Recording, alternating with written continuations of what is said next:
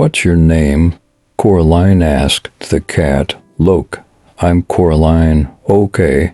"Cats don't have names," it said. "No," said Coraline. "No," said the cat. "Now you people have names. That's because you don't know who you are. We know who we are, so we don't need names." What's the worst possible thing you can call a woman? Don't hold back. Now you're probably thinking of words like slut, whore, bitch, cunt. I told you not to hold back. SKNK.OK. Nah. What are the worst things you can call a guy? Fag, girl, bick, pussy. I've even heard the term mangina.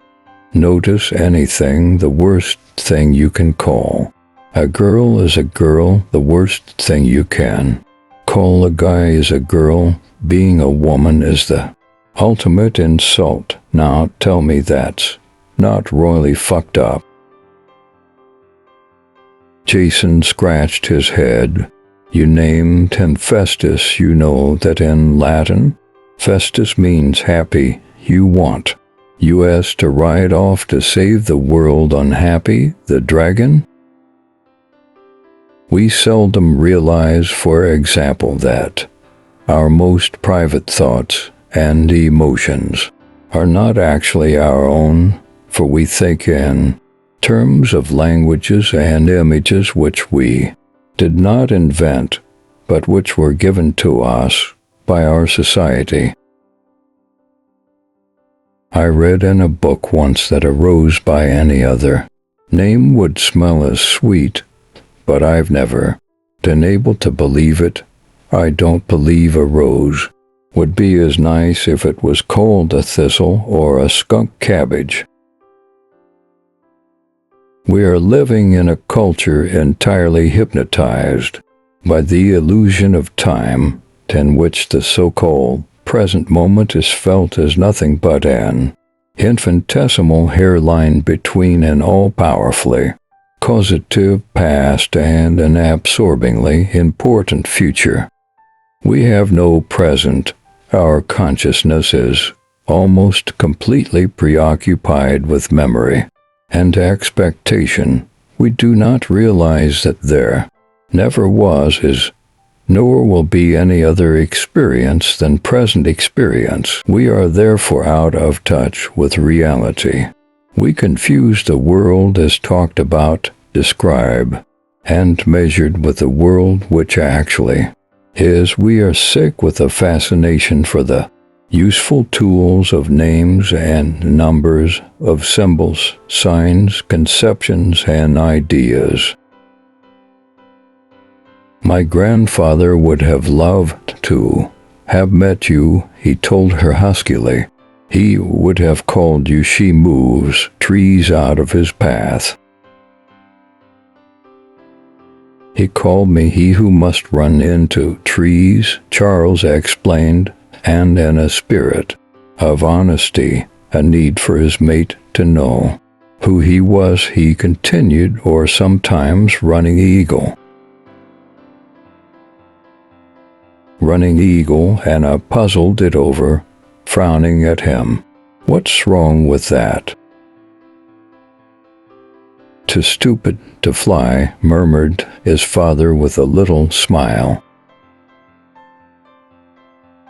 Call him Voldemort, Harry. Always use the proper name for things. Fear of a name increases fear of the thing itself. I remember when your name was just another name that rolled without thought off my tongue. Now I can't look at your name without an abundance of sentiment attached to each letter. Your name, which I played with so carelessly, so easily, has somehow become sacred to my lips. A name I won't throw around lightheartedly or repeat without deep thought. And if ever I speak of you, I use the English language to describe who you were. To me, you are nameless, because those letters grouped together in that familiar form carries too much meaning for my capricious heart. You know how hard it is to feel like an extreme falcon-headed combat machine when somebody calls you Chicken Man. Did someone just call me the wine dude? He asked in a lazy drawl. It's Bacchus, please, or Mr. Bacchus, or Lord Bacchus, or sometimes, oh my gods, please don't kill me, Lord Bacchus. Now you people have names. That's because you don't know who you are. We know who we are, so we don't need names. Do you know why hurricanes have names instead of numbers? To keep that killing personal. No one cares about a bunch of people killed by a number. 200 dead is number. 3 slams ashore is not nearly as interesting. A headline is Charlie kills 200. Death is much more satisfying and entertaining if you personalize it. Me, I'm still waiting for Hurricane Ed.